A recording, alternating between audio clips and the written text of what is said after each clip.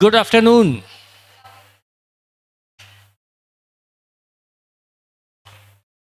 हमने स्टार्ट किया था redemption of debenture. Redemption of debenture मैंने कल बताया था, रिडम्पशन या तो होता है बाय कन्वर्जन, यानी हमने डिवेंचर को उनके डिवेंचर के बदले में डिवेंचर होल्डर को नए इक्विटी शेयर दे दिए, नए डिवेंचर दे दिए, नई सिक्योरिटीज इशू कर दी, तो वो था कन्वर्जन, रिडम्पशन बाय कन्वर्जन। एक मैंने बताया था out of profit. Out of it क्या होता है वो समझ में आ गया? आउट ऑफ प्रॉफिट क्या होता है वो क्लियर है?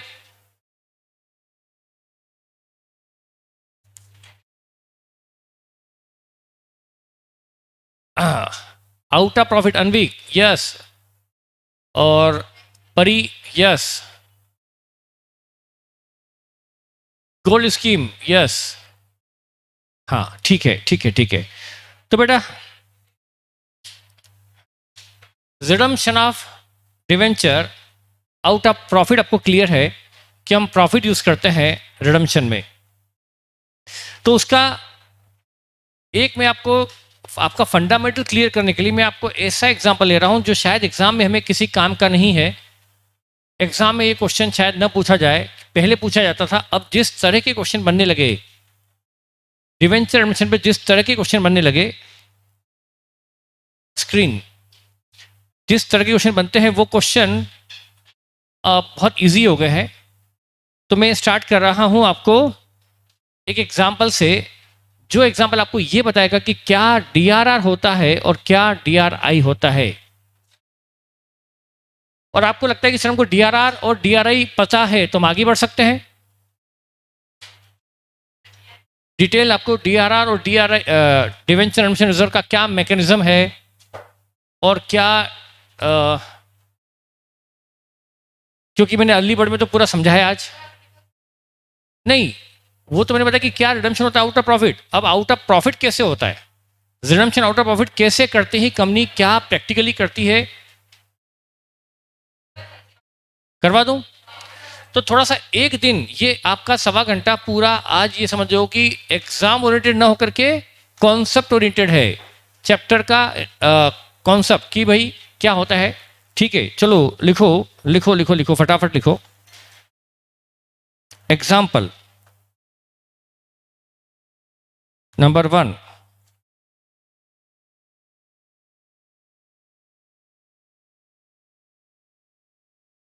जल्दी से लिखो, स्पीड से लिखेगा। ABC limited issued 8,006% debentures of on 1st April 2017 to be redeemed at 5% premium on 31st March 2021.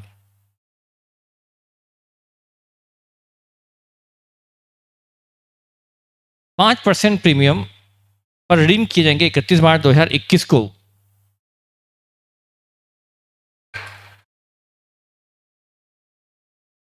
ठीक है, company decided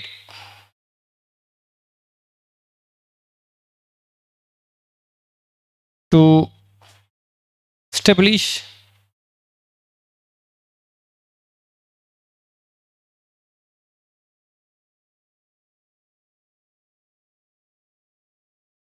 DRR to be invested in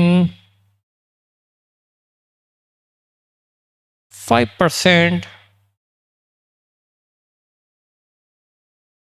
government bond. बेटा बॉयज अपनी क्लास में बातचीत बंद करो, बहुत इंपॉर्टेंट कॉन्सेप्ट है ये। सिर्फ एग्जाम ओरिएंटेड नहीं, कुछ समझाने के लिए है।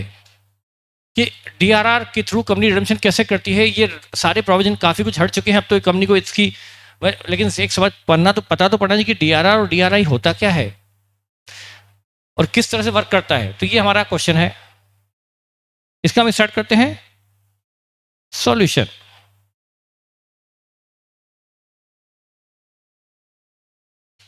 सॉल्यूशन में सबसे पहले मैं वर्किंग नोट नंबर 1,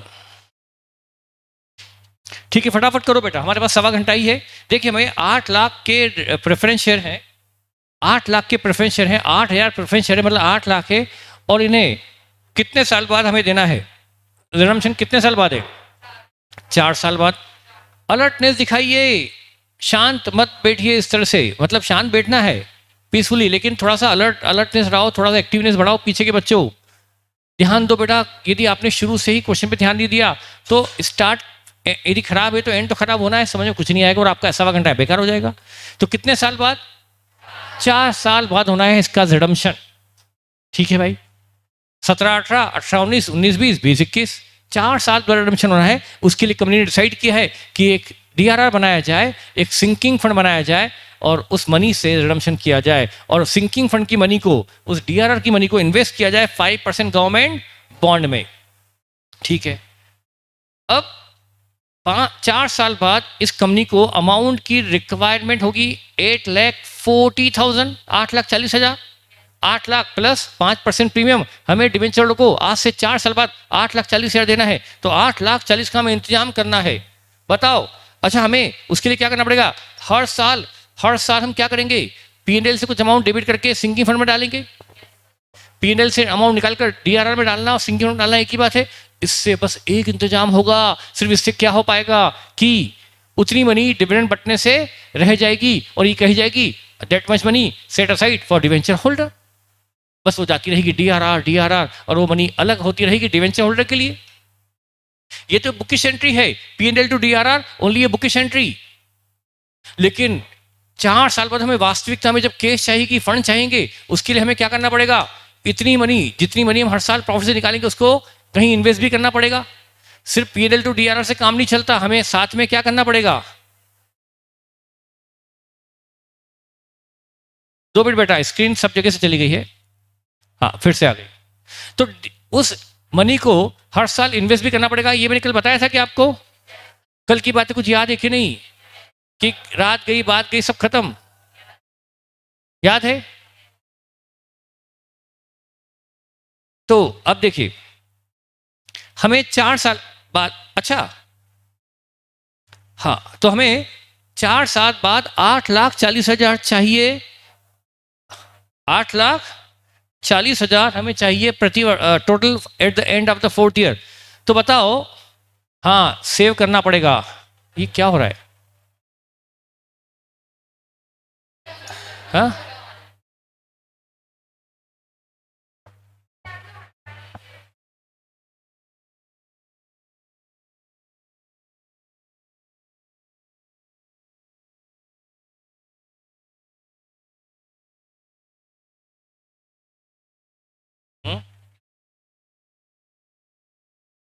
ये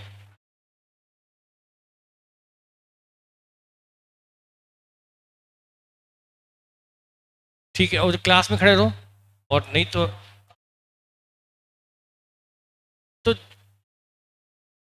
एक स्टाफ को बुला लो, क्लास को बाहर कर दो, उन बच्चों को जो बातें कर रहे हैं उनको क्लास से बाहर कर दो। बेटा जो बच्चे बाहर बात कर रहे हैं उनको क्लास से बाहर करने के लिए मैंने बोल दिया है, बगैर कोई टेंशन के उन बच्चों को बाहर कर दो। उनको बोल दो आप ऑनलाइन शिफ्ट हो जाओ, आपको आने की जरूरत नहीं, उनको उठा के बाहर कर दो।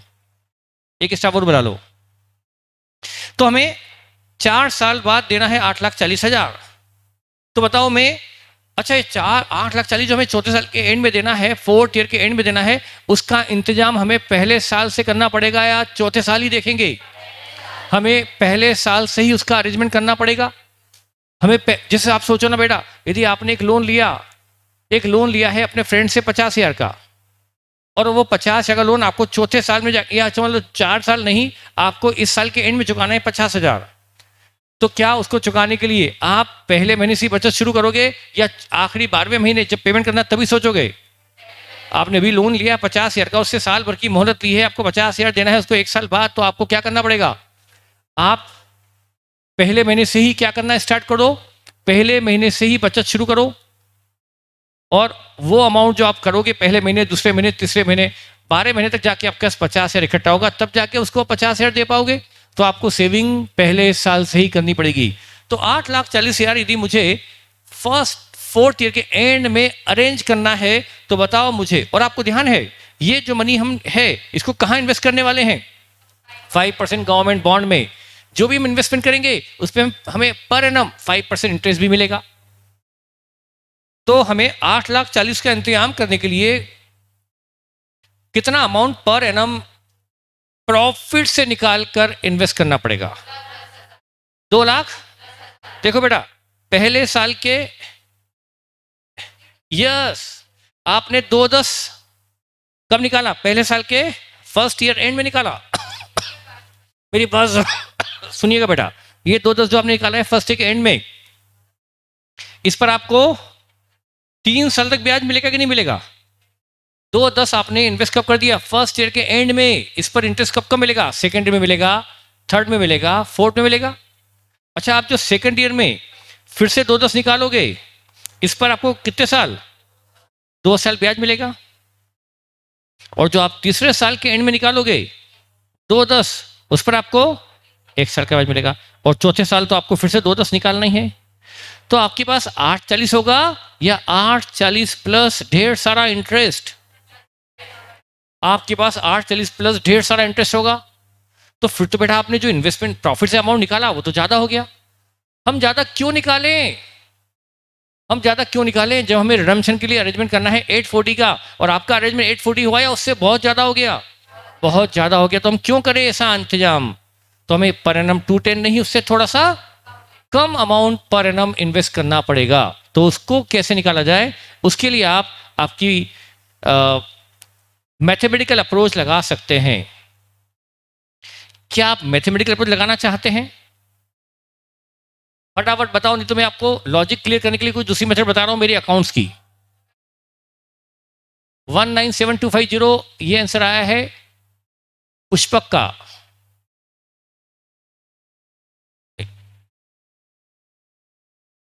चलो हम अकाउंट की मेथड देखते हैं। हाँ, मैं बता देता हूं भाई, या तो कुछ भी नहीं हिल रहा है, या तो हवा भी नहीं चल रही है, ऐसा कुछ भी नहीं है। हाँ, नहीं पर ऐसे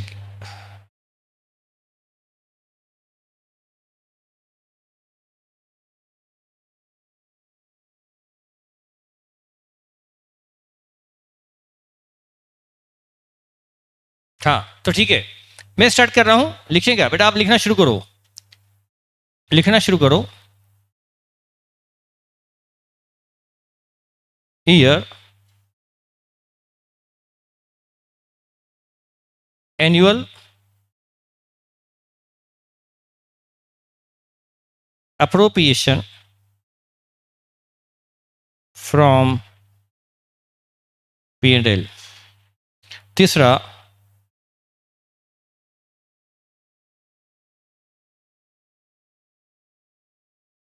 इन्वेस्टमेंट ड्यूरिंग द ईयर, एक कॉलम इंटरेस्ट ऑन इन्वेस्टमेंट, और ये total investment.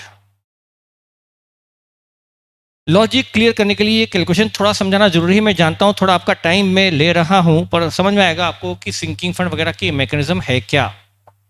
Year, annual appropriation from P&L, investment during the year, interest on investment और टोटल इन्वेस्टमेंट। क्या आपने इसको लिख रहे हैं? क्या लिख लिया? सबने लिख लिया बेटा? हाँ, टोटल इन्वेस्टमेंट। अब बेटा अब यहां पर मैंने ईयर 1 लिया, फर्स्ट ईयर लिया।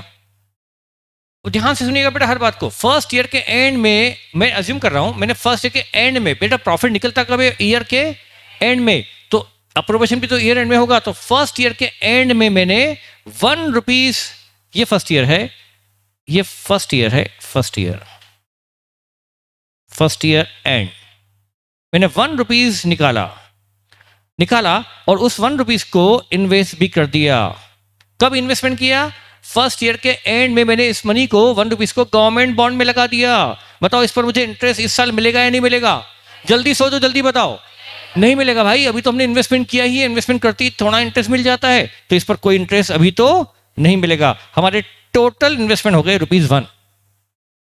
ठीक है, ये आया सेकंड ईयर, ये आया सेकंड ईयर में हमने फिर से 1 रुपीज निकाला, प्रॉफिट एंड लॉस से 1 रुपीज निकाला। जो प्रॉफिट हमने बिजनेस से कमाया, प्रॉफिट अर्न फ्रॉम बिजनेस, उस बिजनेस प्रॉफिट से मैंने 1 रुपीज और अप्रोप्रिएट किया, 1 रुपीज और सेट असाइड किया फॉर डिवेंचर रिडम्पशन। 1 रुपया और मैंने डिवेंचर के लिए अलग पटक दिया। और बेटा एक चीज बताओ, जो हमने पिछले साल 1 रुपए के इन्वेस्टमेंट किए थे, पिछले साल जो फर्स्ट ईयर के एंड में 1 रुपए का जो इन्वेस्टमेंट किया था, उस पर ब्याज मिलेगा कि नहीं मिलेगा? कितना मिलेगा? 5% से 5 पैसा मिला, तो हमें 5 पैसे का ब्याज भी मिला। ये हमें जो ब्याज मिला है, कौन से वाले इन्वेस्टमेंट मिला बेटा? पहले वाले इन्वेस्टमेंट पर, जो पिछले साल 1 रुपए का था। तो हम अब इस साल इन्वेस्टमेंट करेंगे 1.05 इन्वेस्टमेंट करेंगे। 1 रुपया 5 पैसा कौन सा? 1 रुपये तो हमने जो बिजनेस से कमाया था, वो हमने तय किया हम हर साल 1-1 रुपया निकालेंगे। हमने ये अज्यूम किया कि हम हर साल 1 रुपया प्रॉफिट से अप्रोप्रिएट करेंगे। एक तो वो रुपया इन्वेस्ट करेंगे, और 5 पैसे का जो ब्याज कमाया सिंकिंग फंड इन्वेस्टमेंट पर, गवर्नमेंट बॉन्ड से जो ब्याज कमाया, वो भी कहाँ पड़ा है? ये ब्याज भी बैंक में रखा होगा ना। तो हम इन्वेस्टमेंट क्या कर रहे हैं? उस इंटरेस्ट को भी सिंकिंग फंड में ही लगा रखे हैं, उस इंटरेस्ट को भी हम लगा दिया सिंकिंग फंड में। तो हमारा इन्वेस्टमेंट कितना हो गया? इन्वेस्टमेंट इस साल कितना किया? 1.05 इन्वेस्टमेंट किया। ये समझ में आया क्या बेटा? 1 रुपीज तो कौन सा इन्वेस्ट किया? प्रॉफिट से निकाला वो, और 5 पैसा जो इंटरेस्ट आया वो। कुल मिलाकर हमने 1.05 का इन्वेस्टमेंट किया है सेकेंड ईयर के एंड में। तो हमारे इन्वेस्टमेंट कुल कितने हो गए? 2.05 के हो गए total investment at the end of the second year. हमारे इन्वेस्टमेंट हो गए 2 रुपया 5 पैसा। बेटा तीसरा साल आया, फिर हमने प्रॉफिट से, हमने अभी माना कि हमने हर साल 1 रुपया निकाल रहे हैं, प्रॉफिट से हमने फिर से 1 रुपीज निकाला। बेटा हाँ, कुछ डिफिकल्टी, डाउट बोलिए बेटा, कुछ डाउट आ रहा है आपको कोई डाउट? अभी डाउट बेटा क्लियर कर लो, क्योंकि आगे दिक्कत हो जाएगी फिर। कोई डाउट तो अभी बोल दो, आपको नहीं, मैं इनको बोल रहा हूँ। हाँ, कोई डाउट तो नहीं है बेटा? अच्छा, इधर ऑनलाइन में कोई डाउट तो नहीं है? पहले ईयर तो कोई इंटरेस्ट नहीं मिलता, तो पहले साल इंटरेस्ट कहाँ लिया बेटा? ये देखो ना, पहले साल कहाँ ब्याज लिया, कहाँ है तुम्हारा ध्यान? ये 5 पैसे ब्याज बोल रहा सर, पहले साल ब्याज क्या मिलता है? पहले साल ब्याज कहाँ लिया मैंने? ध्यान नहीं बेटा तुम्हारा। वो जो हमने ये इन्वेस्टमेंट था पहले साल के एंड में, इस पर दूसरे साल के एंड में ब्याज मिलेगा। सेकेंड ईयर के एंड में ब्याज कितना मिला? उस 1 रुपीज पर 5% से 5 पैसा। तो हमारा इन्वेस्टमेंट, हमने 1 रुपया जो प्रॉफिट से निकाला वो, और 5 पैसे का ब्याज मिलाकर 1.05 इन्वेस्टमेंट कर दिया। तो हमारे कुल इन्वेस्टमेंट हो गए 2.05।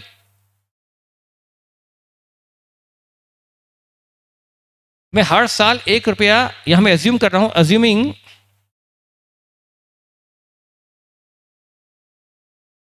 Annual appropriation is ₹1। हर साल में 1 रुपया निकाल रहा हूं, ये मेरा एजम्पशन है कुछ कैलकुलेशन इजी करने के लिए। हाँ सर, थर्ड ईयर पे आ जाओ। अब थर्ड ईयर फिर से मैंने कितना निकाला? 1 रुपया फिर से निकाला प्रॉफिट एंड लॉस से। अच्छा, अब मुझे जो 5% ब्याज मिलेगा, बताओ हमारे पास सेकंड ईयर के एंड में इन्वेस्टमेंट कितने हो गए थे? सेकंड ईयर के एंड में हमारे पास इन्वेस्टमेंट कितने हो गए थे? 2.05 के इन्वेस्टमेंट हो गए थे सेकंड ईयर के एंड में। तो इस इन्वेस्टमेंट पर 2.05 का 5% 0.1025 हमें सेकंड ईयर में, क्योंकि हमारे पास सेकंड ईयर के एंड में इन्वेस्टमेंट 2 रुपीज 5 पैसा के हो चुके थे, ये इन्वेस्टमेंट हो चुके थे दूसरे साल के एंड में। इस पर हमें थर्ड ईयर के एंड में ब्याज मिलेगा। थर्ड ईयर के एंड में ब्याज मिला 1.025 ये हमें ब्याज मिला। तो हम ₹1 जो हमने प्रॉफिट से निकाला वो, और ये जो ब्याज आया सिंकिंग फंड इन्वेस्टमेंट से वो, हम दूसरे साल इन्वेस्टमेंट कितना कर देंगे? 1.1025 इन्वेस्टमेंट कर देंगे तीसरे साल के एंड में। तो हमारे पास मनी कितनी हो जाएगी? हाँ, ये इन्वेस्टमेंट हमारे हो चुके थे सेकेंड ईयर के एंड में, और ये हमने इन्वेस्टमेंट किया थर्ड ईयर में। तो हमारे पास इन्वेस्टमेंट कितने हो गए? 3.15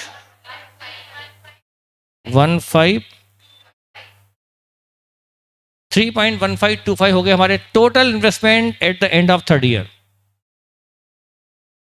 चौथा साल आया, फिर से हमने कितना निकाला? ₹1 हमने अज्यूम किया है पर ईयर अप्रोवेट करेंगे, वो हमने अज्यूम लेके चला है, हर साल ₹1। अब हमें चौथे साल ब्याज किस में मिलेगा? 3.1525 जो हमारे इन्वेस्टमेंट थे बेटा थर्ड ईयर के एंड में, इस पर 5% हमें ब्याज बनेगा। 0.15775 मान लें, 76 आ रहा था क्या? 762.15, चलो चलेगा ना 15। ये हमें ब्याज मिला कब? चौथे साल के एंड में। तो बेटा हमारे पास चौथे साल में इन्वेस्टमेंट कितना? 1.1575। तो बेटा हमारे पास कुल इन्वेस्टमेंट कितने हो गए? ये हमने इन्वेस्टमेंट किया चौथे साल के एंड में 4.31 हमारे पास हो गए कब? चौथे साल के एंड में। मतलब हमने यदि हर साल ₹1 प्रॉफिट से निकाला, बेटा इतनी सिंपल कैलकुलेशन है, सीपीटी के मैथ्स वाले स्टूडेंट जो इतने टिपिकल मैथ्स पढ़ के आए हैं वो इतनी सिंपल सी कैलकुलेशन में हैरान परेशान हो जाए। मुझे आश्चर्य होता है, यदि मैं हर साल ₹1 निकाल रहा हूँ और उसको इन्वेस्ट करते जा रहा हूँ, इंक्लूडिंग इंटरेस्ट इन्वेस्ट करते जा रहा हूँ, जो ब्याज मिल रहा है उसको भी इन्वेस्ट कर रहा हूँ, मतलब जैसे that is called compound interest. तो यदि मैं हर साल ₹1 इन्वेस्ट करते जा रहा हूँ और उससे जो ब्याज मिल रहा है उस ब्याज को भी इन्वेस्ट करते जा रहा हूँ, तो क्या ये मैथमेटिक्स के हिसाब से कोई टिपिकल क्वेश्चन है? और वो भी मैथ्स के बच्चों के लिए। तो मेरे पास कितना रुपया, यदि मैंने हर साल 1111 हर साल ₹1 अप्रोवेट किया, हर साल प्रॉफिट से ₹1 निकाला, तो चौथे साल के एंड में मेरे पास कितना रुपया हो गया? ₹4.31। ये हो गया मेरे पास चौथे साल के एंड में ₹4.31। ये हो गया अमाउंट। टिपिकल जा रहा हो तो मैं ये कॉन्सेप्ट छोड़ भी सकता हूँ, क्योंकि अब इसकी आवश्यकता बची नहीं। पहले तो आवश्यकता थी, पहले समझाना ही पड़ता था, अब तो ना समझो तो भी चल जाएगा, इसलिए आपको मन हो तो पढ़ाऊं, नहीं तो नहीं भी पढ़ाऊं। यदि टिपिकल पढ़ रहा हो, ये समझना कि बहुत टिपिकल है। क्या है सर ये, क्या 22 ब्याज आया और क्या इन्वेस्ट किया सर आपने और क्या इन्वेस्टमेंट हो गए, तो मुझे कोई दिक्कत नहीं, मैं अभी भी इसको छोड़ सकता हूं। तो यदि मैंने ₹1 हर साल अप्रोवेट किया तो मेरे पास चौथे साल में कितना हो गया? भाई हर साल मैंने ₹1 निकाला, तो फिर तो मेरे पास 4 साल बाद ₹4 होना चाहिए ना। ₹4.31 कैसे हो गया? वो जो मुझे ब्याज मिलता रहा उस ब्याज को भी मैं इन्वेस्ट करते रहा, तो ये मेरे पास 31 पैसा एक्स्ट्रा हो गया।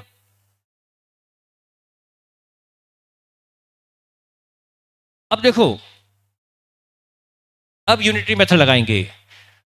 अब लगाएंगे वो हिंदुस्तान में बोलते हैं उसको चूकी लगाने वाली, और आप इंग्लिश में बोलते हैं यूनिटरी मेथड।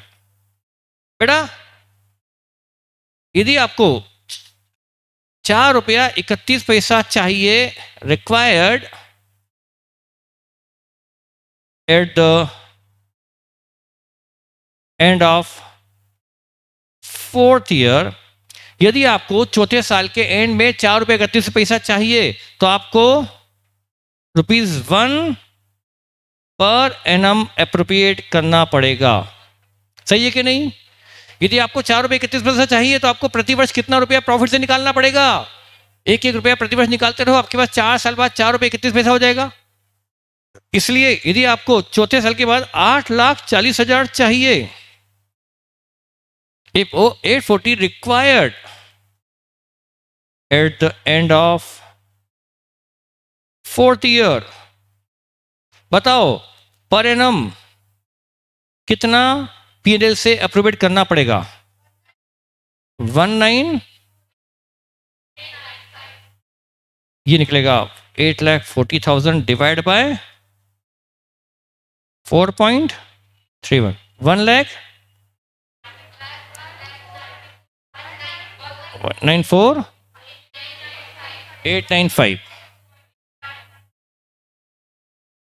895, यस यही आ रहा है, ये भी आ रहा है, सबका ये आ रहा है। हमें 194895 पर एनम प्रॉफिट से निकालना पड़ेगा और उसे इन्वेस्ट करना पड़ेगा। ऐसा करते करते चौथे साल के एंड में हमारे पास 840 का अमाउंट हो जाएगा। बेटा जिसको समझ में आ गया तो बहुत अच्छा, नहीं तो आप घर जाके फिर से समझने की कोशिश करेगा यदि आप कॉन्सेप्ट क्लियर करना चाहते हैं तो। अब मैं आपको बना के बता रहा हूँ प्रिपेयर, अब मैं बना के बता रहा हूँ आपको लेजर अकाउंट। जल्दी से हम बना रहे हैं लेजर अकाउंट। अब बनाइए सबसे पहले सिंकिंग फंड अकाउंट। बेटा टाइम नहीं है, सिंकिंग फंड फॉर रिडम्पशन।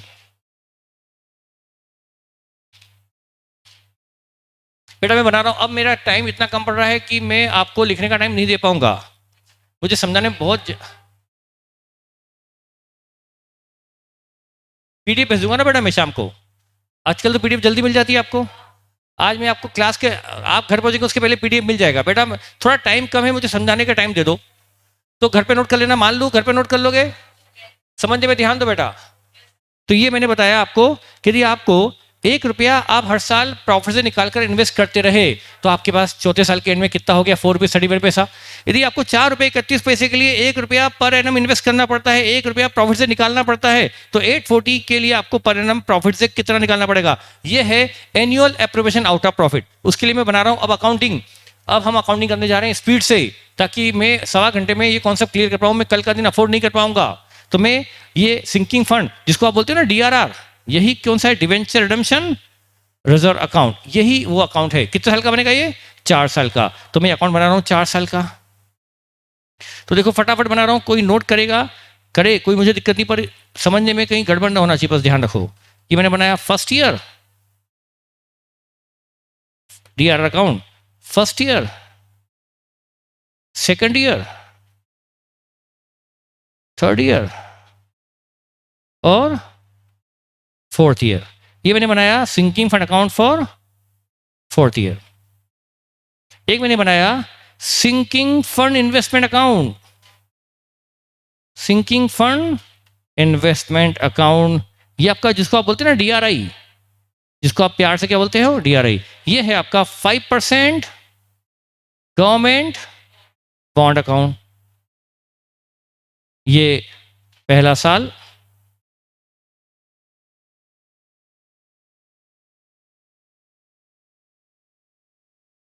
दूसरा साल,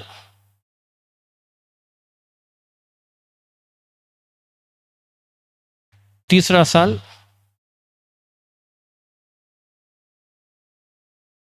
चौथा साल।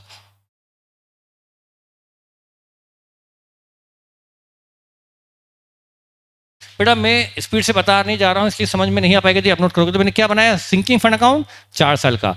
एक मुझे बनाना है interest on sinking fund investment account,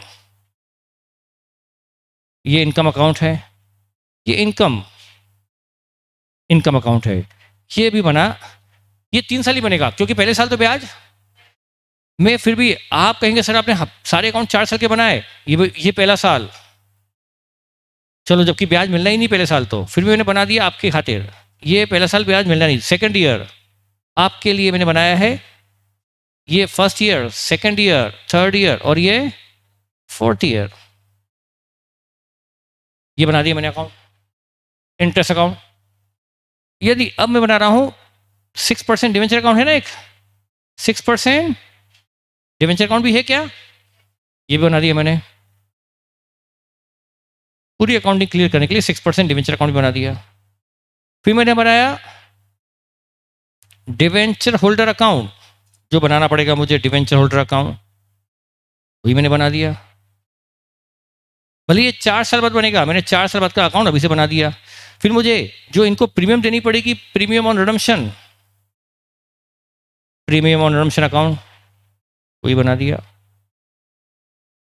ये बना दिया मैंने, चीज की जरूरत मुझे चौथे साल रहेगी बस। अब मैं स्टार्ट कर रहा हूं अकाउंटिंग, ठीक है बेटा। डिवेंचर जब इशू होते हैं तब तो क्या एंट्री होती है, ये डिवेंचर आपको डिवेंचर इशू होने की एंट्री क्या होती है, आप डिवेंचर इशू कर रहे हो 6% डिवेंचर इशू कर रहे हो 1 अप्रैल 2017 को, 5% वाले, सॉरी 6% वाले 8 लाख डिवेंचर, तो एंट्री होगी bank account debit, bank account debit to 6% debenture rupees 8 lakh, bank account debit to 6% debenture rupees 8 lakh. Bank to debenture entry हो जाएगी ना इशू के वक्त। बोलो कोई डाउट? कोई डाउट नहीं। बैंक टू डिवेंचर एंट्री होगी 1 अप्रैल 2017 को at the time of issue. Any doubt? वही सारे बच्चे एक जैसे होते हैं, सुबह वाले बच्चे, अर्ली बर्ड वाले बच्चे भी वैसे थे, आप भी वैसे ही हो। ये गलती आपकी नहीं है, सिस्टम की गलती है, जमाने की गलती है, टाइम का तकाजा है कि आपको कोई डाउट ही नहीं है। नो डाउट है सर? सर नहीं है। अर्ली बर्ड बैच में भी ये हाल हुए थे, मुझे पता था यहाँ भी ये होने वाले हैं, क्योंकि बच्चे वो तो सेम ही है, स्टूडेंट तो स्टूडेंट होते हैं।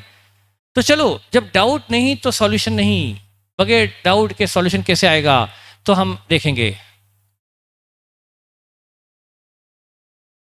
ठीक है, चलो कोई बात नहीं। ड्यू तो 34 साल होगा ना, अभी तो इश्यू है।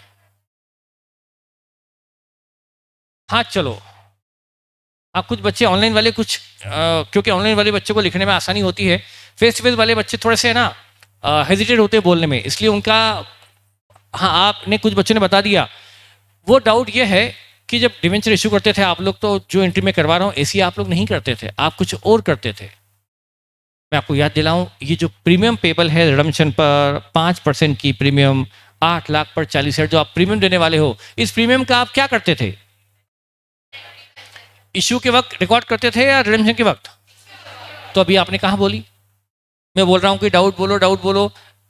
आपको अभी बोल देनी थी कि सर एंट्री होती है bank debit 8 lakh, loss on issue debit 40,000, to debenture 8 lakh, to premium payable on redemption 40,000।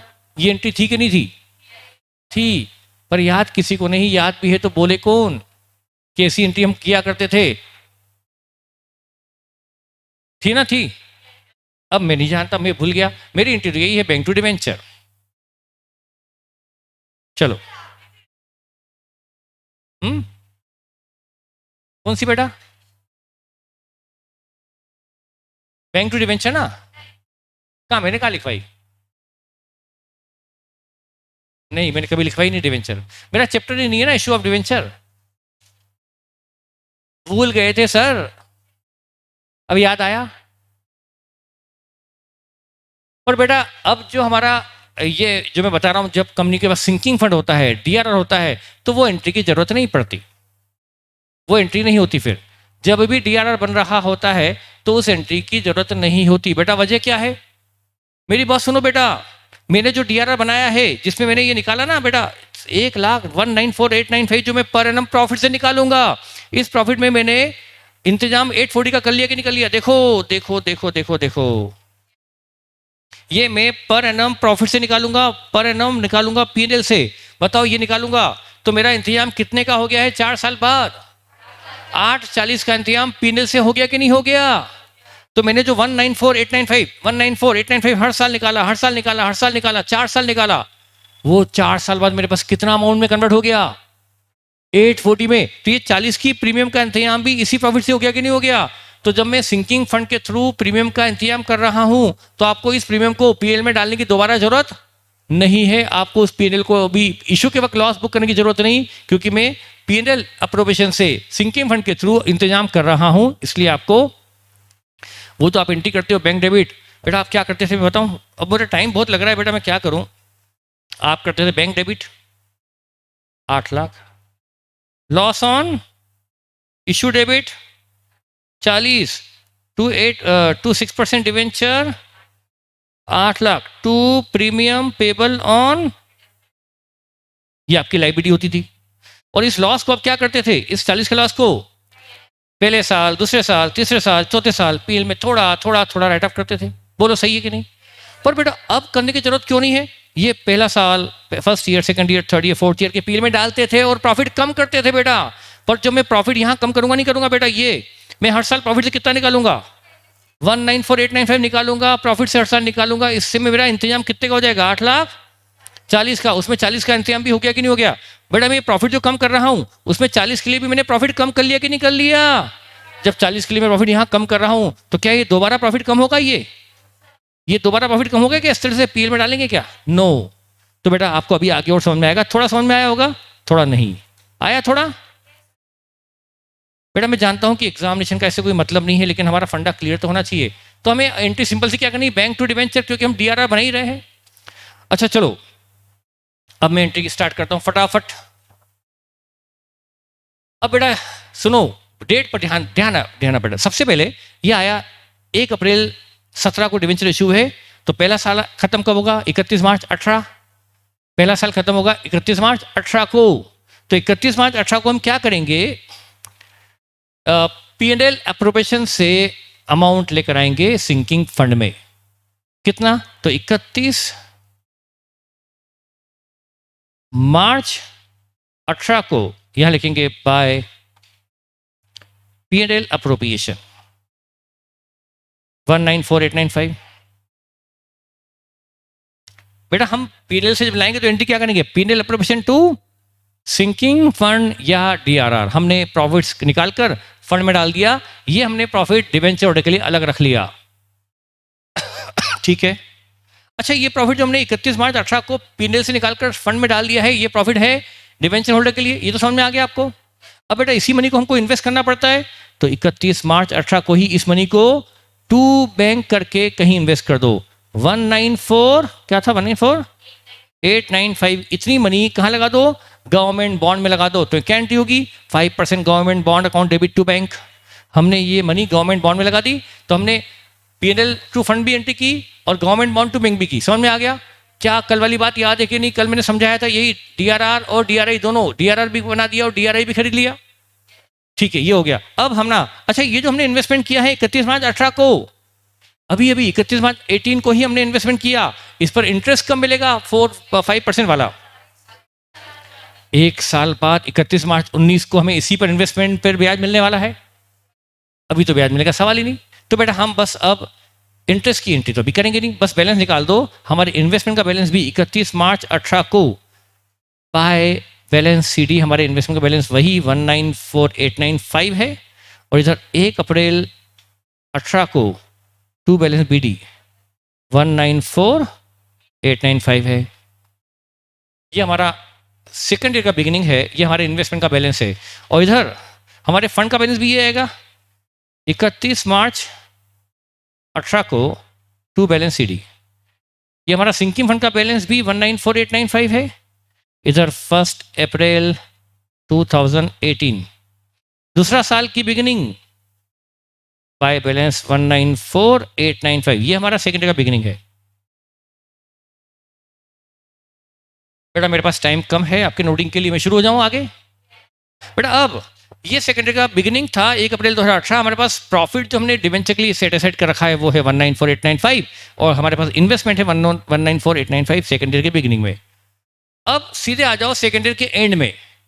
Second year के एंड में मतलब 31 मार्च 19, 31 मार्च 19 को सबसे पहला काम, आप हर साल आपने क्या तय कर रखा है कि हम हर साल P&L से इतना अमाउंट लाएंगे। हर साल ये अमाउंट लाने का आपने डिसाइड कर लिया है, तो आपको 31 मार्च 19 को भी P&L अप्रोवेशन से सिंकिंग फंड में 31 मार्च 19 को क्या एंट्री करनी पड़ेगी? By P&L appropriation 194,895। आपने फिर से हमेशा की तरह P&L अप्रोप्रिएशन से डेबिट करके सिंकिंग फंड में क्रेडिट किया, एज यूजुअल जैसा आप हर साल करते हो।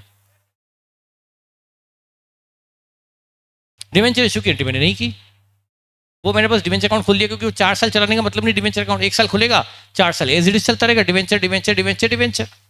मैंने अकाउंट खोल के छोड़ दिया। ये मेरा सिंकिंग फंड में आ गया annual appropriation out of profit. Profit से ले आया मैं ये 194,895। अब दूसरे साल के एंड में इंटरेस्ट की बात भी कर लें। बेटा हमने ये जो इन्वेस्टमेंट किए थे ये कब किए थे? 31 मार्च 18 को। इस पर ब्याज कब मिलेगा? 31 मार्च 19 को। तो एंट्री क्या होगी? 31 मार्च 19 एंट्री होगी bank account debit to interest. तो यहां क्या आएगा? बाय बैंक 194,895 का 5% इंटरेस्ट मिलेगा, 974,4 4, ये बना 4-5 कर लूँ, 9745 का इंटरेस्ट मिला। ये इंटरेस्ट मैंने बैंक में डेबिट कर इंटरेस्ट अकाउंट में क्रेडिट कर दिया। अब ये इंटरेस्ट 31 मार्च 19 को यानी सेकेंडरी के एंड में कहाँ पहुंचाया जाए? जनरली इनकम पहुंचाई जाती है इनकम अकाउंट से डेबिट और पीएल में क्रेडिट। जनरली इनकम जाती है पीएनएल की क्रेडिट में, यहां से डेबिट पीएल में क्रेडिट। तो मैं इसको प्रॉफिट एंड लॉस में पहुंचाऊं या सिंकिंग फंड में पहुंचाऊं? पीएनएल में गई तो ये मनी किसके काम आ जाएगी? शेयर होल्डर के। ये मनी यदि पीएनएल में गई तो ये मनी किसके काम आएगी? शेयर होल्डर के काम आ जाएगी डिविडेंड बंटने में, क्योंकि इससे नेट प्रॉफिट बढ़ जाएगा और नेट प्रॉफिट बढ़ावा किसका है? शेयर होल्डर का। तो शेयर होल्डर उससे डिविडेंड खा जाएगा। तो ये प्रॉफिट डिविडेंड के लिए यूज में लाना है, ये ब्याज की इनकम को डिविडेंड बांटने में काम में लेना है, या डिवेंचर होल्डर के रिडम्पशन में ये ब्याज की इनकम भी काम में लेनी है? डिवेंचर रिडम्पशन के लिए इंटरेस्ट इनकम भी हमें यूज करनी है या नहीं करनी है? हमने क्या डिसाइड किया था? हर साल इंटरेस्ट भी हम रीइन्वेस्ट कर रहे थे या नहीं कर रहे थे? तो हमें ये इंटरेस्ट कहाँ काम में लेना है? डिवेंचर रिडम्पशन के लिए या शेयर होल्डर के लिए? डिवेंचर होल्डर के लिए ये इनकम भी हमें बचा के रखनी है। तो इस इनकम को पीएल में मत डालो, पीएल में जाने से प्रॉफिट बढ़ जाएगा, प्रॉफिट बढ़ने से डिविडेंड ज्यादा बढ़ जाएगा। तो इसको डिविडेंड बढ़ने से रोकने के लिए कहाँ ले जाओ? To sinking fund. 9745 का ब्याज इंटरेस्ट अकाउंट से डेबिट और सिंकिंग फंड में क्रेडिट बाय इंटरेस्ट। 9745 का इंटरेस्ट यहां आ गया। Interest on sinking fund investment, ये हमारा बैलेंस हो गया सिंकिंग फंड का टू बैलेंस सीडी। 31 मार्च 2019 को हमारा सिंकिंग फंड 3,05,000, ये हमारा प्रॉफिट हमने दूसरे साल के एंड तक इतना प्रॉफिट डिवेंचर होल्डर के लिए बचा के रख दिया है, including interest earn on second year on sinking fund investment. अब ये हमने प्रॉफिट डाला है सिंकिंग फंड में और ये इंटरेस्ट भी डाला है सिंकिंग फंड में। तो इस साल जो हम इन्वेस्टमेंट करेंगे, इस साल जो हम इन्वेस्टमेंट भी करेंगे, देखो पीएनएल से फंड बनाना अलग होता है और डीआरआई अलग होता है। तो हमें अभी इन्वेस्टमेंट भी खरीदना है। सिंकिंग फंड इन्वेस्टमेंट कितने खरीदूं? सिंकिंग फंड इन्वेस्टमेंट जो खरीदना है दूसरे साल, मुझे 31 मार्च 19 को टू बैंक करके क्या खरीदना है? Sinking fund investment. जैसे मैंने पहले साल खरीदे थे, दूसरे साल कितने खरीदूं? ये जो प्रॉफिट हमने पीएल से निकाला वही इन्वेस्ट करूं, या ये ब्याज जो बैंक में बढ़ा है आके इसको भी इन्वेस्ट करूं? 194895 ये भी करूं, 194895 भी करूं, प्लस 9745 का इंटरेस्ट जो बैंक में आकर रखा है इसको भी हमें री इन्वेस्ट करना पड़ेगा। हमारा जो मैकेनिज्म है, जो कैलकुलेशन है, उसमें हम इंटरेस्ट पर भी इंटरेस्ट कमा रहे हैं, कंपाउंड इंटरेस्ट से, तो इंटरेस्ट भी री इन्वेस्ट करेंगे तभी तो इंटरेस्ट पे इंटरेस्ट मिलेगा। तो हमने इन्वेस्टमेंट कितना किया? 2,04,646 ये हमने इन्वेस्ट कर दिया सेकेंड ईयर के एंड में। तो सेकेंड ईयर में इन्वेस्टमेंट क्या किया, समझ में आया क्या? एनुअल अप्रोप्रिएशन जो हमने प्रॉफिट से निकाला वो भी इन्वेस्ट किया, और जो सिंकिंग फंड पे ब्याज कमाया, सिंकिंग फंड इन्वेस्टमेंट पर जो ब्याज कमाया वो भी इन्वेस्ट कर दिया। इज इट क्लियर ऑनलाइन बच्चों और पास की क्लास वाले बच्चों? आपको समझ में आ गया यहाँ तक? ओके बेटा, थैंक यू। तो ये हमने सेकंड ईयर में इन्वेस्टमेंट किया है 2,04,640। अब हमारे पास 31 मार्च 19 को कितने बैलेंस हो गए हैं इन्वेस्टमेंट में? कितना पैसा इकट्ठा हो गया? 3,00,399 535 हमारे पास इन्वेस्टमेंट इकट्ठे हो गए। मतलब हमारे पास थर्ड डे के एंड में प्रॉफिट भी इकट्ठा हो गया 3,99,535, और उतने ही के उतने हमारे पास इन्वेस्टमेंट भी हो गए। जितना सिंकिंग फंड उतने हमारे इन्वेस्टमेंट भी हो गए। अच्छा, अब मैंने जानबूझ के 4 साल, जबकि मॉर्निंग वाली क्लास में मैंने 3 साल बाद क्वेश्चन खत्म कर दिया था, पर आपको ज्यादा क्लियरिटी के लिए मैंने अब इधर आया तीसरा, ये हो गया सेकंड ईयर। थर्ड ईयर में फिर से सिंकिंग फंड 1 अप्रैल 2019 को बाय बैलेंस 3,99,535 हमारा बैलेंस सिंकिंग फंड का है, और इधर हमारे 1 अप्रैल 19 को हमारे इन्वेस्टमेंट का बैलेंस भी 3,99,535 हमारा सिंकिंग फंड इन्वेस्टमेंट का बैलेंस है।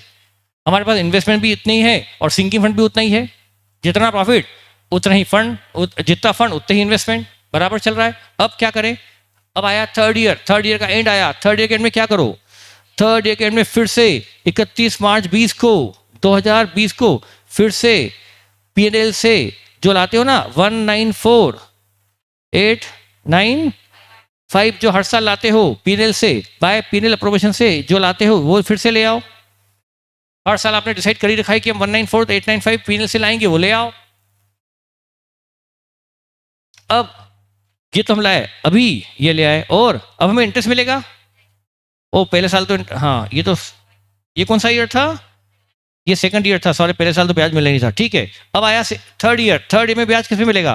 बेटा हमने ये इन्वेस्टमेंट कब हो गए थे हमारे पास? 1 अप्रैल 2019 को इन्वेस्टमेंट थे, और हमें इंटरेस्ट कब मिल रहा है? 31 मार्च 2000। तो हमें इंटरेस्ट किस पे मिलेगा? 399,535। बेटा ये इन्वेस्टमेंट 1 अप्रैल 19 से 31 मार्च 20 तक रहे कि नहीं रहे? तो 31 मार्च 20 को हमें इंटरेस्ट किस पे मिलेगा? इसी इन्वेस्टमेंट पर जो साल भर है। बोलो सही है कि नहीं? तो हमें 399,535 पर इंटरेस्ट मिलेगा। तो यहां पर इंटरेस्ट 31 मार्च 20 को बाय बैंक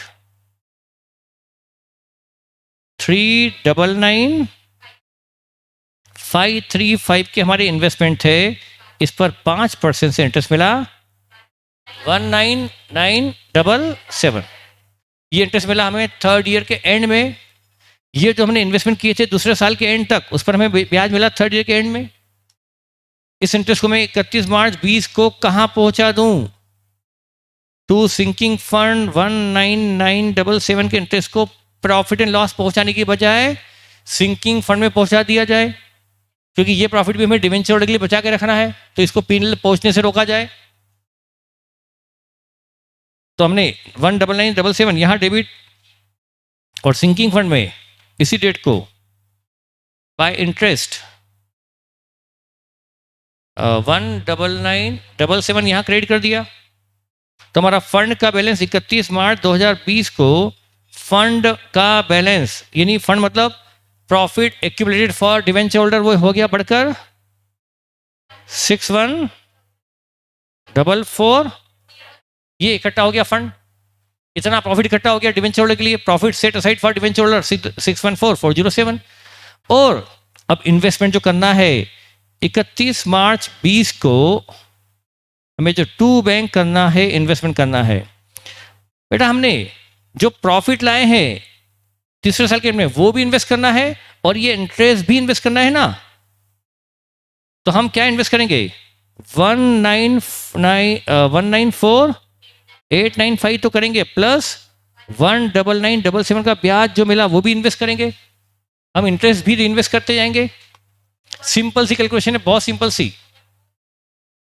214,872, यस मैंने इन्वेस्ट कर दिया 214,872।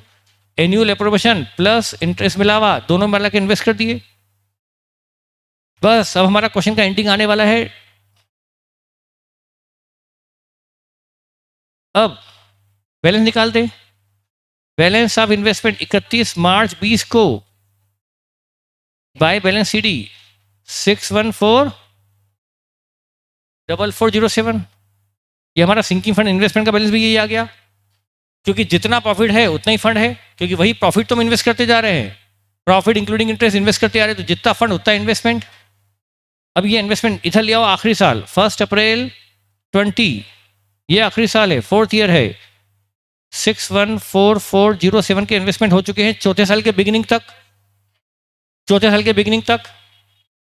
इतने हमारे इन्वेस्टमेंट हो चुके हैं, और इधर सिंकिंग फंड भी 1 अप्रैल 20 तक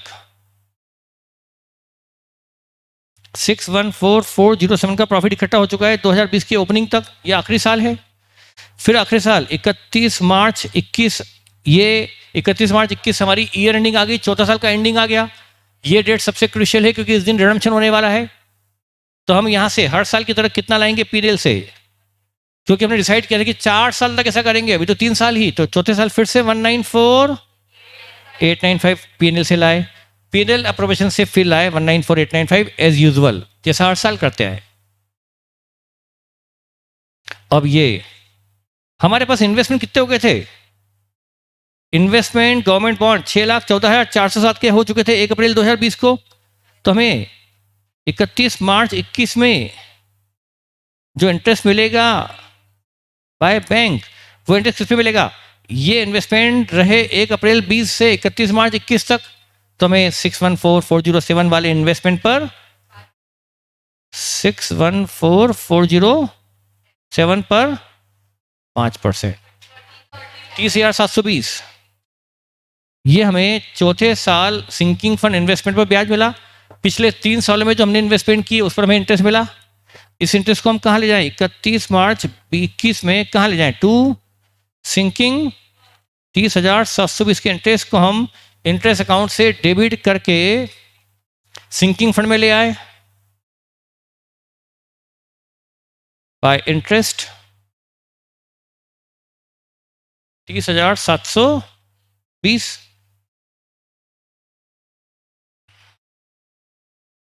इंटरेस्ट से डेबिट, सिंकिंग फंड में क्रेडिट।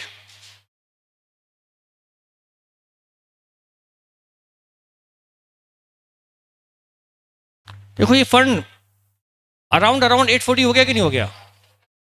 ये प्रॉफिट 840, 2-4-5 रुपए फर्क पड़ेगा ड्यू टू फ्रैक्शंस। अराउंड 22 रुपए ज्यादा आ रहा है, 22 रुपए ज्यादा आ गया। 22 रुपए ज्यादा इसलिए आ गया कि हमने शायद फ्रैक्शन उस वक्त थोड़ा ठीक से, पर चलेगा। इतने बड़े अमाउंट में, लैक्स अमाउंट में 22 रुपए ज्यादा आना कोई बड़ी बात है क्या? पर अराउंड 840 का प्रॉफिट इकट्ठा हो गया कि नहीं हो गया? ठीक है, हाँ 8 लाख। अब देखो बेटा, देखो देखो देखो, अब यहां पर हर साल हम क्या करते थे? ये प्रॉफिट और ये ब्याज क्या करते थे? बेटा मेरी बात सुनो, बहुत इंपॉर्टेंट बात जो मैं बोलने जा रहा हूं। हर साल हम ये प्रॉफिट और ये ब्याज क्या करते थे? अरे जल्दी बोलो ना। ये प्रॉफिट और ये ब्याज जो हम पीएनएल से और फंड, इस प्रॉफिट और ब्याज को हर साल क्या करते थे? मुझे कोई सही जवाब, हाँ अनविक ने सही जवाब दिया। क्या कैरी डाउन करते थे? विपुल ने भी सही जवाब दिया। बस विपुल और अनविक का जवाब सही है और देवेंद्र का भी सही है। अरे यही तो सिंकिंग फंड में ट्रांसफर है, यही तो सिंकिंग फंड है। ये सिंकिंग फंड में ट्रांसफर क्या है? ये तो सिंकिंग फंड है। हाँ प्रांजल का रजराज का आंसर भी सही है। आप क्या बोल रहे हो? हम इसको हर साल इन्वेस्ट करते थे। कोई बोल रहे फंड में ट्रांसफर, अरे बेटा फंड में ट्रांसफर किया तभी तो ये फंड बना। मैं पूछ रहा हूं इसके बाद क्या करते थे? तो हम हर साल इस मनी को गवर्नमेंट बॉन्ड में लगाते थे। 4% 5% गवर्नमेंट बॉन्ड खरीदते थे। ये कौन सा साल चल रहा है? लास्ट ईयर चल रहा है। ये मनी हम क्या करते थे अभी तक? फिर से बोलो। इन्वेस्ट करते थे। कहाँ? 5% गवर्नमेंट बॉन्ड में। तो हमारा एंट्री क्या हुआ यदि हम इन्वेस्ट करते तो एंट्री क्या होता? ओहो, sinking fund investment debit to, हे भगवान।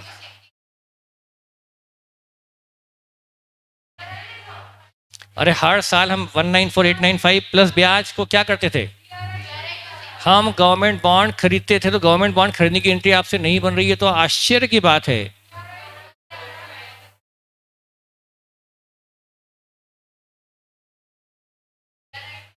Very poor performance.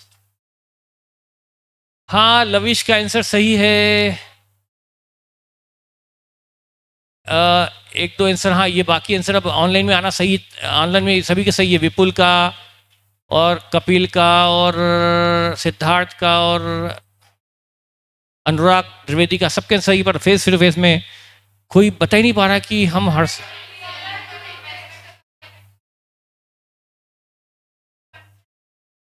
अरे हम प्रॉफिट से 194,895, ये वही तो बोल रहा हूँ। आप कर क्या रहे हो? गवर्नमेंट बॉन्ड खरीदने की एंट्री कर रहे हो DRI debit to sinking fund. मतलब मुझे तो चक्कर आ रहे हैं। अरे गवर्नमेंट बॉन्ड खरीदने की एंट्री होगी, गवर्नमेंट बॉन्ड यानी sinking investment debit to bank. अरे हर साल हम ये बैंक में क्या करते हैं? देखो ये गवर्नमेंट बॉन्ड में क्या लिखता है? 5% गवर्नमेंट बॉन्ड टू बैंक, फिर 5% गवर्नमेंट बॉन्ड टू बैंक। हर साल ये मनी इन्वेस्ट करते थे। मैं समझाना क्या चाहता था और कहाँ पहुंच गया? क्या वाकई आपको ये लगता नहीं कि आपकी गलती बहुत ही भयानक थी कि मैं पूछ रहा हूं कि हम हर साल इस मनी का क्या करते थे? तो चलो ये तो आपने सही बताया कि इसको हम इन्वेस्ट करते थे। अब मैं पूछ रहा हूँ कि इन्वेस्ट करते तो एंट्री क्या होती? तो आपका दिमाग घूम गया बेटा, अभी तो इतनी मई जून की गर्मी भी नहीं पड़ी कि दिमाग गर्म हो जाए। तो हमारी एंट्री क्या होगी बेटा? ये मनी एंट्री करते sinking fund investment debit to bank करते। तो ये मनी अभी कहाँ पड़ी हुई है हमारे पास? अभी हम जब इन्वेस्ट नहीं करे तो ये मनी कहाँ पड़ी है? ओहो, सिंकिंग फंड में तो पड़ी है, इन्वेस्ट नहीं करता तो ये मनी कहाँ पड़ी है? बैंक में। अरे इन्वेस्ट करूंगा तो मनी कहाँ से निकलेगी? और इन्वेस्ट नहीं करूंगा तो मनी कहाँ पड़ी है? बैंक में। अब ये पीएनएल में और फंड में कहाँ से आ गया? अच्छा एक काम करो, मेरी बात सुनो, मैं इस लफड़े में नहीं पड़ता, मैं तो हर साल जो करता हूँ वो कर देता हूँ। मैं ज़्यादा लॉजिक में नहीं जाता हूँ, क्योंकि वो मुझे लगा कि बच्चे मुझे तुरंत ऑब्जेक्शन करेंगे कि सर चौथा साल तो आखिरी साल है, आखिरी साल तो इन्वेस्टमेंट बेचने का समय होता है, आप तो इन्वेस्टमेंट कर रहे हो, हमें तो डिवेंचर वालों को पेमेंट करना है, पैसा बैंक में पड़ा रहने दो, ये डिवेंचर वालों के काम आएगा पेमेंट में। पर आप बोले इन्वेस्टमेंट करो, तो चलो हम हर साल जो करते हैं करो, इसको भी करो। 194895 ये हमें इन्वेस्ट करना है हर साल की तरह, तो हमने यहाँ भी इन्वेस्टमेंट किया। टू बैंक 31 मार्च 2021 को टू बैंक।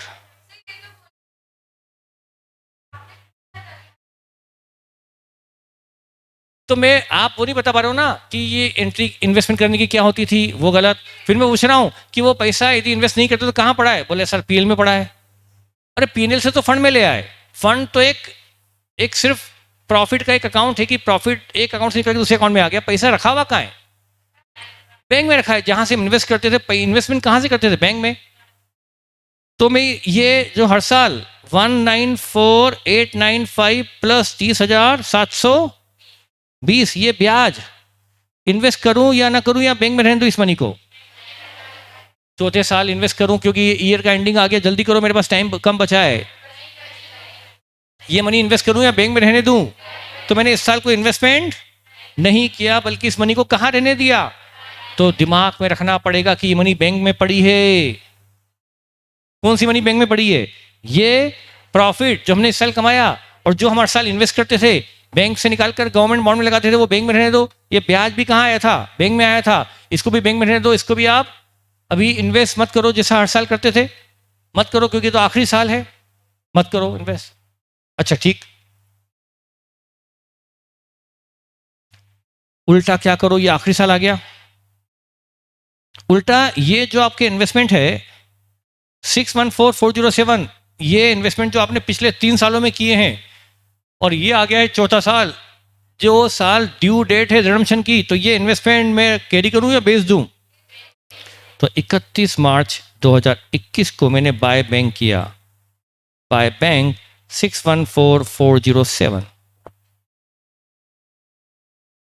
एंट्री कर दी बैंक टू इन्वेस्टमेंट। मैंने माना कि no profit no loss on sale, investment जिस बुक वैल्यू पे थे उसी रेट पर, उसी बुक वैल्यू पर रियलाइज हो गए, no profit no loss on sale. तो ये इन्वेस्टमेंट बिक गए 6,14,407 में। अब बैंक में, अच्छा ये मनी 6,14,407 बैंक में आई। अच्छा ये मनी ऑलरेडी बैंक में पड़ी कि नहीं पड़ी है? जरा जोड़ो कितना हो गया? ये मनी आपको 6,14,407 तो इन्वेस्टमेंट के सेल से आई, और ये मनी आपके पास बैंक में पहले से रखी पड़ी है। बेटा अराउंड अराउंड बैंक में कितना रुपया इकट्ठा हो चुका है आपके पास चौथे साल के एंड में? 8,40,000 समथिंग रुपया हो गया कि नहीं हो गया? यही तो आप चाहते थे। और ध्यान दो बेटा, अब आपको डिवेंचर को 840 पेमेंट करने में कोई तकलीफ आएगी क्या? क्योंकि ये मनी आप जो डिवेंचर को 840 दे रहे हो, ये मनी आपने बिजनेस से निकाली या सिंकिंग फंड इन्वेस्टमेंट से निकाली? ये मनी जो आप 4 साल इकट्ठा किए हो, इसके लिए मनी आपको बिजनेस से नहीं निकालनी पड़ी, बल्कि सिंकिंग फंड इन्वेस्टमेंट बेच कर आपने मनी इकट्ठा किए।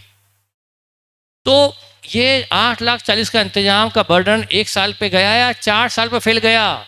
आपने हर साल थोड़ा थोड़ा प्रॉफिट बचाकर इन्वेस्ट किया।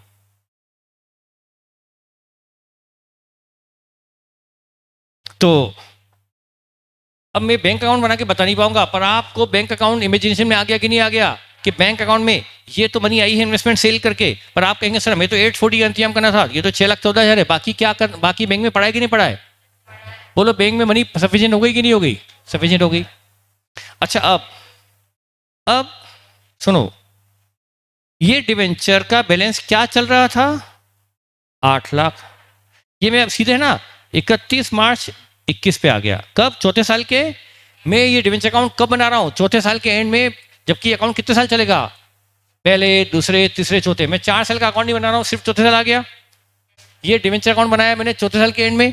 अब ये मनी 31 मार्च 21 को डिवेंचर होल्डर में जाएगी। ये मनी डिवेंचर से डेबिट होकर, ये 8 लाख डिवेंचर से डेबिट होकर कहाँ जाएगा? 31 मार्च 2021 को बाय 6% डिवेंचर रुपीज 8 लाख।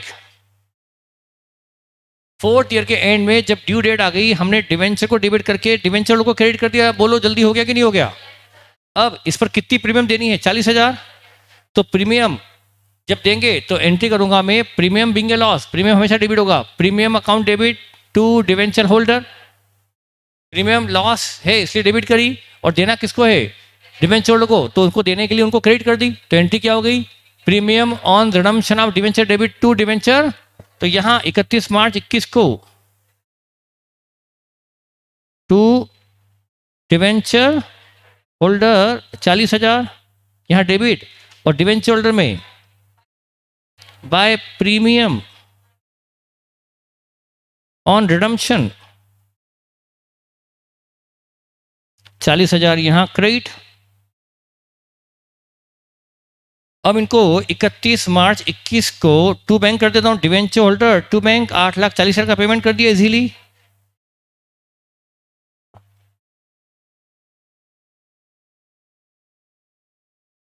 ये पेमेंट हो गया। अच्छा, हमने ये प्रीमियम का लॉस जो सेट ऑफ करना है, 40,000 का लॉस सेट ऑफ करना है, ये हमारा लॉस है। लॉस कहीं ना कहीं से सेट ऑफ होगा, लॉस कहीं ना कहीं ट्रांसफर होगा।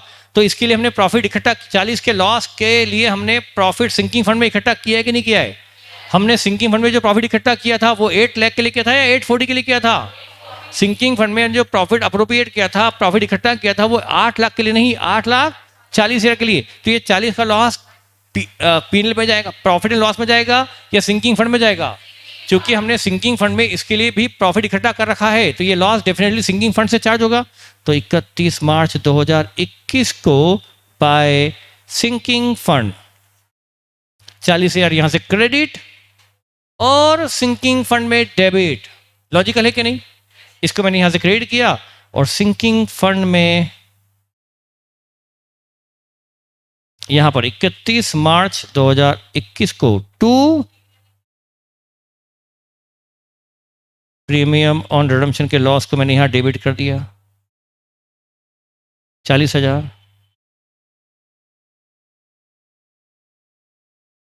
तो बेटा अब यह समझ में आया कि वो जो 40,000 आप किया करते थे at the time of issue, loss book करते थे और उस लॉस को 4 सालों में पीएल में राइट अप करते थे, वो इंतजाम हो गया कि नहीं हो गया फंड के थ्रू?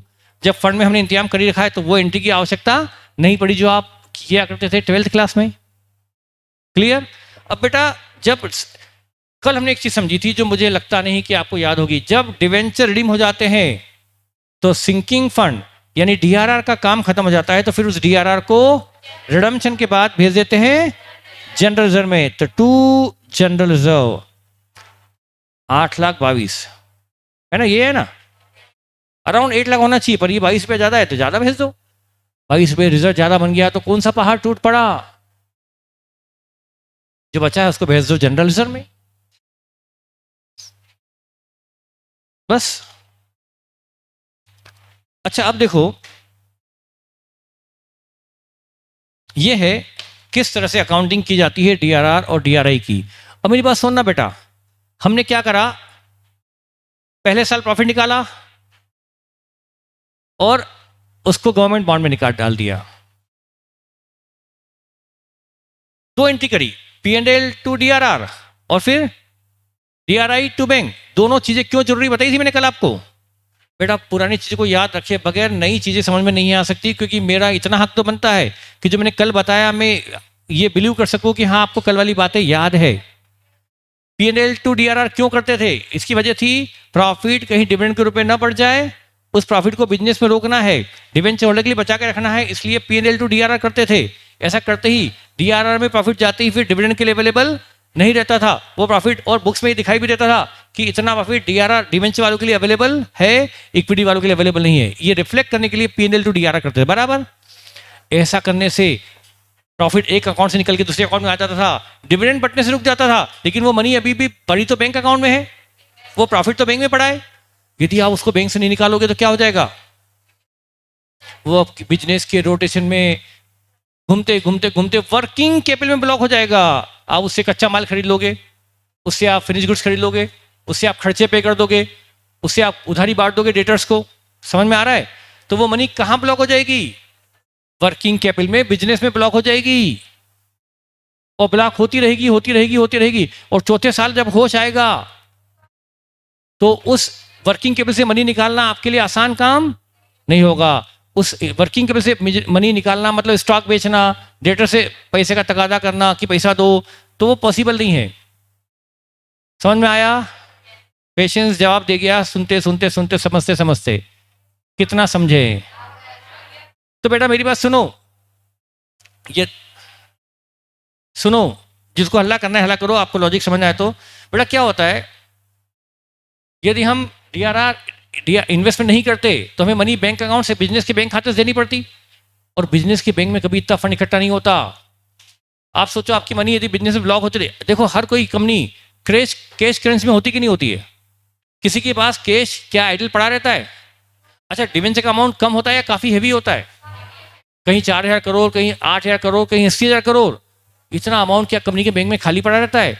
यदि आप चौथे साल पेमेंट का इंतजाम नहीं करते हर साल थोड़ा थोड़ा, तो सारा बर्डन चौथे साल कैसे करते? तो आपको हर साल आपने प्रॉफिट बचाया और उसको क्या किया, इन्वेस्ट किया। इन्वेस्ट करते गए, कहाँ इन्वेस्ट करते गए, बिजनेस में या बिजनेस के बाहर? और बिजनेस के बाहर करते गए, और चौथे साल वो सारी चीजें बिजनेस की जो बाहर लगी है उनको बेचकर उससे डिवेंचर को पे कर दिया। ठीक है, समझ में आ गया? तो ये हमारे ज्यादा काम का नहीं है, लेकिन कुछ तो मुझे लगता है